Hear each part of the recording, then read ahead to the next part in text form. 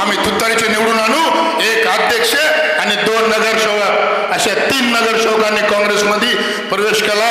आणि त्यांचं एकच म्हणणं होतं की आमचं जे पक्ष उभा टाकलाय ते आमचा नसून धनंजय मुंडेची बी टीम आहे. त्याच्यामुळे आम्हाला दीपक नानाचं नुकसान झालं नाही पाहिजे, आमचं मतदान गेलं नाही पाहिजे, शरदचंद्र पवार पक्ष साहेबांचा पक्ष इथे निवडून आला पाहिजे. बजरंग बाप्पाने जे पळीमध्ये नेतृत्व तयार केलंय, जे आज बजरंग बाप्पा रातना दिवस या पळी शहरात बघतेत की काय काय विकास झालाय, कसे कसे पैसे खाल्लेत. मी म्हणलं बाप्पा तुम्ही खासदार म्हणून बी दिसा आणि ह्यांना पळीत कसे कसे पैसे खाल्लेत ते बी एकदा सगळी पळी फिरून बघा. गेले 7 दिवस झालं बजरंग बाप्पांनी पळी फिरून बघितली आणि बजरंग बाप्पाचा चेहरा ज्यानं मतदान दिलं तर त्याला दिसला नव्हता, पण या 7 दिवसात बाप्पा तुमचा चेहरा सगळ्या महाराष्ट्राला दिसला आणि पळीच्या वैद्यनाथामधून नगरीतून दिसला. हे आज बाप्पा मला सांगायचं, आज तुम्ही खासदार आहेत, तुम्ही काही करू शकतात आणि तुम्ही काय केलंय काय नाही हे तुम्ही दाखवून दिले. गेल्या 9 महिन्याची पळी शांत, त्याचं कारण बजरंग बाप्पा खासदार आहेत म्हणून झालंय. आज तुम्हाला पळी शांत वाटते, का वाटते पळी शांत? त्याचं कारण खासदार साहेबांनी काय काय कशा कशा गोष्टी घडवल्या, पुन्हा कोणाच्या दिल्लीमध्ये मिटिंग केल्या, कुणाच्या मांडीवर मांडीला पाय लावून बसले, कसा तपास झाला आणि पुढचं काही मला सांगायचं नाही बाबा, तुम्ही सांगा. आणि बाप्पा आता कसं आहे, आज आपल्या टाईम 10 वाजेपर्यंतच आहे, टाईम उद्याचा दिवस आहे आणि 10 वाजता आपल्याला बोलायचं आहे आणि आता 9:27 झाले आणि खासदार बोलायचे बाकी. त्यामुळे आता मी काही जास्त बोलणं मला वाटत नाही की खासदार आमचे नेते आणि पुन्हा पप्पा म्हणतील ठीक आहे बाबू तुला आता विधानसभा आता पुढल्यास काही देत नाही, माझ्या तिकीट कापलं आता तुला पद बी काढून देतो, मला टाईम होत नाही का बोलायला, कापलं का तो तिकीट बरं पुढं पद बी नाही, त्याच्यामुळे मी जास्त बोलणार नाही, मग मला वेळ येणार नाही. आता पप्पा तुमच्याशी पळत काही होणार नाही. माझ्या प्रवेश केलेल्या सगळ्यांचं मी स्वागत करतो पक्षामध्ये. आणि दीपकराव एकच सांगतो, आज पळीमध्ये ट्रेंड नवीन झाला.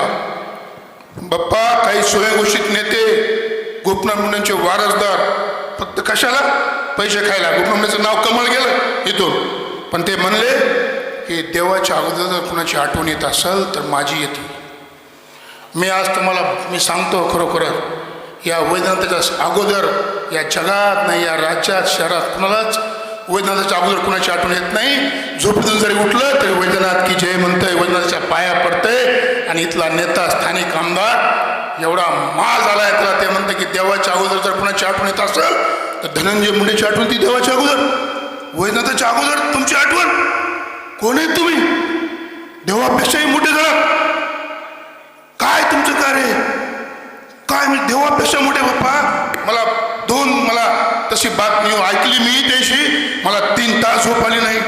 मी म्हणलो मला तर कधी आठवण आली नाही देवाच्या अगोदर. माझ्यासोबत सगळ्या लोक विचारलं मी 100 लोकांनी, तुम्हाला कुणाची आठवण येते? मला आम्ही वैद्यनाथाच्या नगरीत राहतो, आम्हाला देवाचीच आठवण येते. आणि इथला नेता म्हणतो देवाच्या अगोदर कुणाची आठवण येत असेल धनंजय मुंडेची आठवण येते. देवाच्या अगोदर कोणता देव आहेस तू? ज्या दीपक नानाला वाचिलं म्हणाले, अरे दीपक नानाला वाचिलं का नाही वाचलं त्यांना सांगितलं. मला वाटत नाही तुम्ही कुणाला वाचित नाही, पण तुम्ही कुणाला मारलं ते तुम्हाला आज मी सांगतो. पहिला मर्डर तुम्ही संगे डिवळेचा केला, का केला त्याचं कारण काय हे तुम्ही पेच्या जनतेला उत्तर द्या. दुसरा मर्डर तुम्ही किशोर फडचा केला, का केला किशोर फडचा मर्डर, कशामुळे केला त्याचं उत्तर द्या.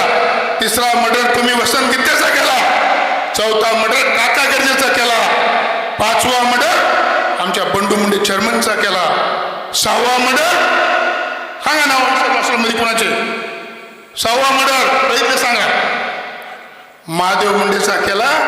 आणि मी या भारत देशात नव्हतो, मी देशात होतो, तर म्हणले राजाभाऊ फडला आरोपी करा.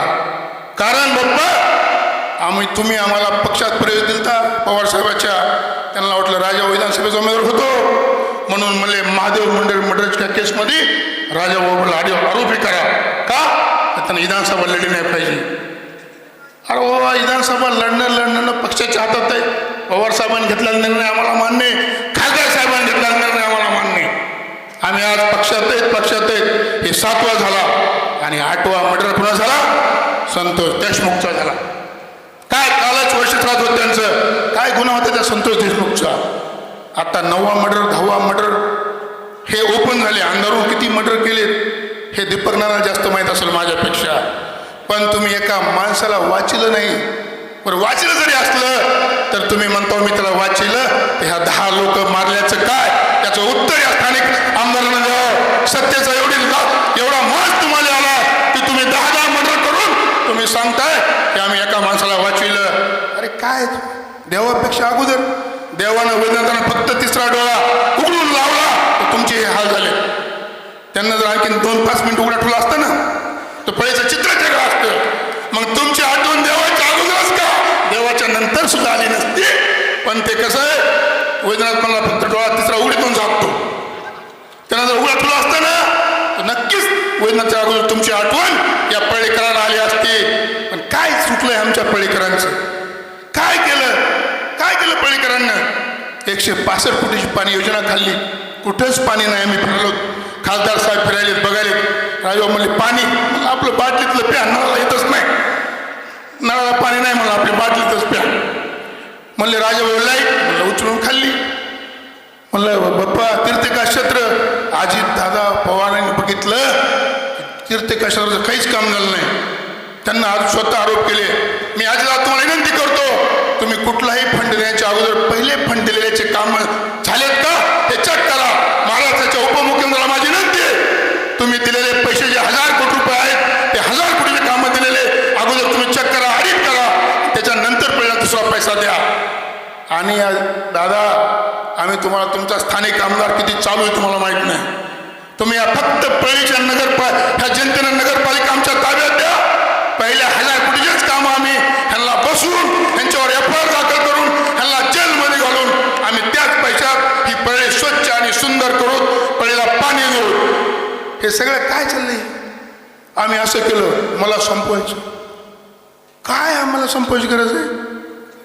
तुम्हाला संपायची गरज काय. तुम्ही जनतेचे एवढे पैसे खाल्ले. तीर्थक्षेत्र म्हणजे वैद्यनाथचा पैसा खाल्लाय तुम्ही. देवच तुम्हाला संपविल. आम्हाला तुम्हाला संपवायची गरज नाही. आणि तुम्ही फिरताय खासदाराच्या पोटात दुखायला म्हणले आणि खासदार तुतारी वाजणारा माणूस तुतारी वाजवायले. कशा त्यांच्या पोटात दुखल. तुम्ही कारखाना केलाच नाही. दुसरा होता तर ऐकला. त्यांना 2 कारखाने टाकले. त्यांच्या पोटात दुखायची काय गरज आहे खासदार साहेबाच्या.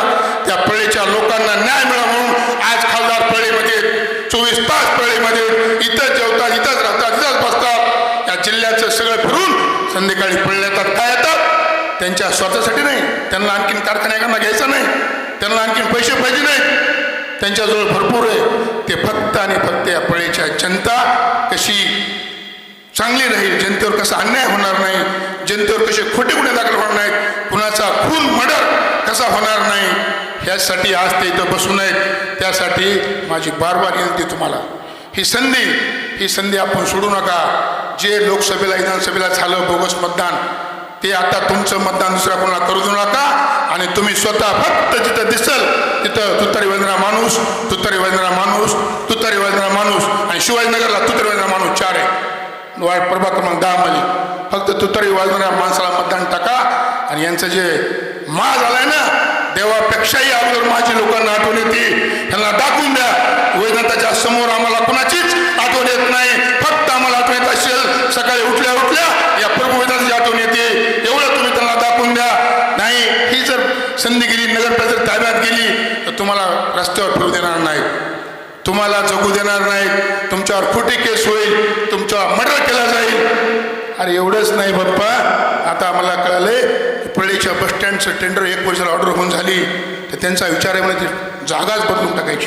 स्पॉट बसस्टँडचा स्पॉट बदलायचा आणि टेंडर कॅन्सल करायचं. त्याचं कारण काय तर टेंडर त्यांच्या माणसाला मिळालं नाही. ठीक आहे ते पळीचं बसस्टँड तुम्ही नात्याला घेऊन जा आमचा काही हरकत नाही. पण देवाच्या अगोदर तुम्ही स्वतःला मानू नका. देवापेक्षा तुम्ही कधीच मोठे नाहीत आणि आम्ही देवापेक्षा तुम्हाला कधीच मोठी पळीची जनता मान्य करणार नाही. देव आहे वैजनाथ आहे 12 ज्योतिर्लिंगापैकी एक वैजनाथ आहे. त्याचं बी नाव तुम्ही ज्योतिर्लिंगातून काढण्याचा प्रयत्न करायला हम दोनों एक है. तुम्ही दोघं एक जण वैजनाथाचं नावच 12 ज्योतिर्लिंगातून काढून टाकायला. असं नाही जे एक होऊन ज्या संस्था लढल्या बाप्पा वैजनाथ कारखाना एक होऊन लढला विकून टाकला 140 कोटी 50% पाठवून अंधारून पाठवलं. ओपन 140 फूटला ऐकला, कारखाना ऐकून टाकला. 20,000 शेतकऱ्यांचे 20,000 रुपयाप्रमाणे किती कोटी होते मला काही एवढा हिसाब येत नाही. एज्युकेशन शिक्षण माझं कमी असल्यामुळं गणित तर पक्कच नाही माझं. एवढे पैसे, एवढे कारखाने, सूतगिरणी विकून टाकली. जगमित्र कारखाना झालाच नाही, वैद्यनाथ कारखाना विकून टाकला. काय कशामुळं? फक्त पैसे पाहिजेत. आणि पुन्हा मला आठवण येते, चंदूमेची राजस्थानी बँक आहे बाप्पा, 300 कोटी रुपये टिपायचं या लोकांच्या पळीच्या बँकेत. त्यापैकी 150 कोटी स्थानिक आमदारांना त्याच्या अलिबाबाने 40 लोकांनी उचलले. 30-30, 35-35 कोटीच्या गाड्या, 50-50 कोटीचे घरं, 20-20 कोटीचे फ्लॅट. हे पळीच्या तुमचा पैसा जे बँकेमध्ये आहे ना, काय आमचे गरीब माणसाचे पैसे येतो. कुणाचा रिटायरमेंटचा पैसा, कुणाची जमीन विकलेला पैसा, कुणाचा जमीन थर्मोमध्ये गेलेला पैसा, असा पैसा सगळ्या लोकांचा गोरगरिबाचा त्या राजस्थानी बँकेत आहे. आणि चंदूबेनी जेलमध्ये, आणि पैसे ह्यांच्या पैसे सगळे पैसे. चंदूबेनला मी दोष देणार नाही, फक्त चंदूबेनचं चुकलं काय तर ते पैसा ह्यांना दिला म्हणून चंदूबेनावर जेलमध्ये जायची वेळ आली. नाही तर चंदूबेन चांगला माणूस आहे, पैसा नगराध्यक्ष म्हणून निवडून आला, कुणाचं त्यानं वाटलं केलं नाही. पण त्याच्याकडून एकच चूक झाली, त्या लोकांनी त्यांच्या बँकेत पैसा टाकला आणि तो पैसा त्यांना आमदार धनंजय मुंडे आणि त्यांच्या अलिबाबानी 40 दिला म्हणून त्यांचं वाटलं झालं. अशाच लोकांचं किती वाटलं केलंय. याद आ रही है क्यों पैसा चाहिए. कशामुळं? त्या बी माणसाचं काय बघितलं, सगळे पैसे ह्यांना आणले आणि जेलमध्ये त्याला घातलं. आम्ही बघतो सगळा स्वार्थांचा, सगळे पैशांचे आणि माणसं जेलमध्ये. बाप्पा आता तुमच्याकडे फक्त 23 मिनिटं आहेत, मी 2 मिनिटात माझं भाषण संपतो. खासदारची चिंता केली नाही तर माझं पुढचं काही करा नाही. त्यामुळे मी आता तुम्हाला जास्त बोलणार नाही. एकच माझी विनंती तुम्हाला, येणाऱ्या 2 तारखेला तुतारी वाजणाऱ्या माणसासमोरचं बटन दाबून आमच्या सर्व राष्ट्रवादी काँग्रेस शरदचंद्र पक्षाच्या उमेदवाराला, फार उमेदवार गरीब होतो आमचे, नबी मच्छीवाला, टोपी गटू बशिनारा, आमचे ते गादी हे करणारे आमचे उमेदवार, आत्ता पाय वैजनाथ टेम्पलवर काही नाही ठेवलं त्यांना, सगळं गेलं. निस्ता माणूस आहे पण फिरायला. असे सगळे आमचे तस्कर तरकरी साहेब असतील, आमचे किती सगळे आमचे गरीब माणसं आहेत. आमच्या कोण्या माणसाने कुणा चापट मारलं नाही, कुणावर खोटा गुन्हा दाखल केला नाही, कुणाचा खून केला नाही. हे सगळे करणारी गँग, त्यांची आमचे उमेदवार गरीब आहेत, आमचे उमेदवार प्रांजळ आहेत. आमचे उमेदवार तुम्ही म्हणलं ना हे पैसे खा, ते म्हणजे कसे खाऊ, त्यांना कळतच नाही पैसे खायचं. त्यामुळे तुम्ही त्यांच्या काही नाती लागू नका. एखादं हाती लागलं नाही बाबा, त्यांना प्रयत्न केले, फॉर्म काढून घ्या, विड्रॉल करा, तुम्हाला देतो. पण माझ्या एकाही उमेदवारानं माझ्या पक्षाचा बी फॉर्म विड्रॉल केला नाही.